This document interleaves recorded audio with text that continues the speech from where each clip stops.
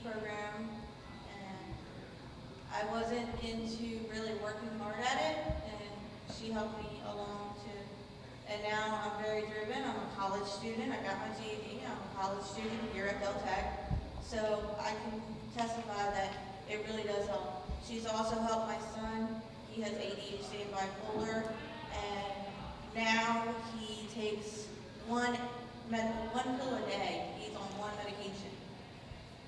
So it really does work.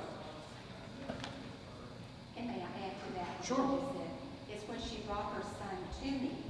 I worked in conjunction with the doctor. We got a doctor's referral, and the doctor knew that I was working with her son.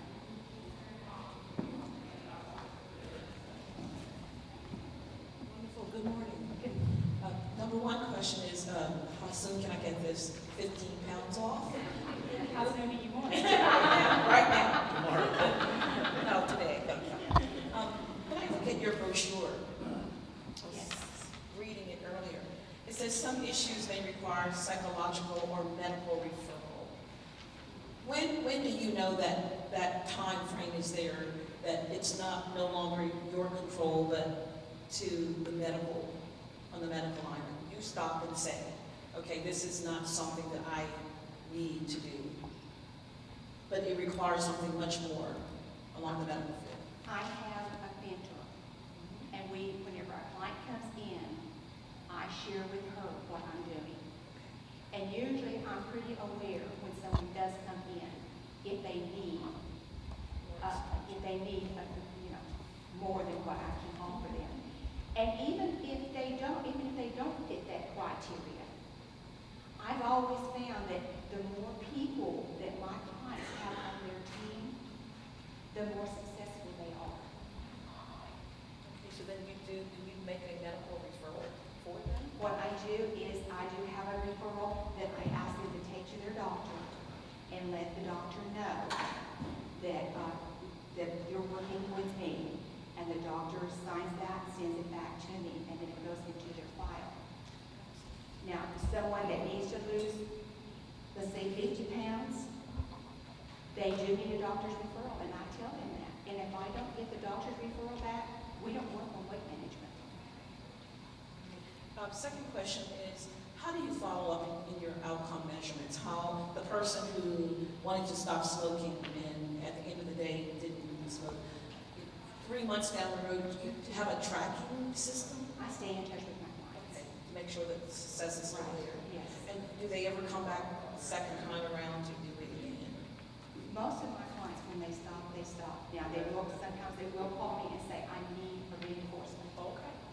And what I do with my weight management and my smoking cessation is, at the second session, I give them a CD.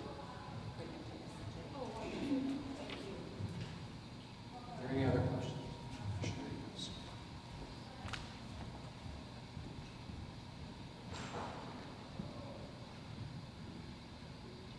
Can you explain a little bit about EFT? EFT is emotional freedom technique. Are you familiar with it? Yes. Okay, great. What it does, it works on the same pressure points of your body as acupressure, and they just kind of helps balance the body once the techniques are used. They also, it's one of the tools that I use with hypnosis. I had a client who came in not too long ago, and she's another one that I'm working with in conjunction with her doctor, and she's told me that she was in pain, and I said, what is your level of pain? On a scale of 1, nothing, no pain, 10, I'm in terrible pain. And she said about an 8. So we did a series of EFT. And then I asked her, what is your pain level? And she said, I think it's about 1. So very effective. Any other questions or comments? Sure, thanks for being here and educating us. Do you have a clinic or do you work out of your home? I work out of my home. That's out of Magnolia. That's in Magnolia, and I see clients 24 hours a day. I'm not going to see clients 24 hours a day, but what I am saying is I schedule clients, whatever works for them. In the healthcare industry, is this something that you it's with insurance and things like that?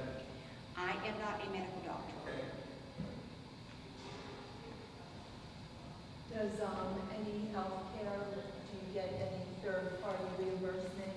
Does any of our healthcare pay for any of your services? Well, I'm just an adjunct. Okay. Any other questions or comments? Bill? Yeah, can you talk about your NLP? I'm familiar with the NLP practice from a business point of view. Basically, just changing the way we speak. Of course, before we do that, is we change the way we think and becoming conscious of what are we saying. Because when we focus on a negative, that's what becomes bigger. And we focus on a positive, it becomes bigger.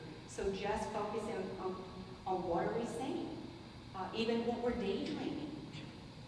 And when we see that something is not, what we're daydreaming is not in line with what we want, then change that daydreaming to what we want and change our thought process. And then we change what we say. And before we even get to the point of we're changing what we're saying, we're becoming aware of what we're feeling and what we're thinking. And then therefore, it becomes a more natural process, I find, to speak more positive. Any other questions or comments? Sherry, what can we do as a community to support you and help you grow? Well, I do a lot of workshops. I'm available to come to workshops to share with you what I do, to make you more known what hypnosis is and how it can empower each and every one of you or someone that you know. Just put my Facebook page out there or my website page, or if there's anything I can do to assist you, let me know.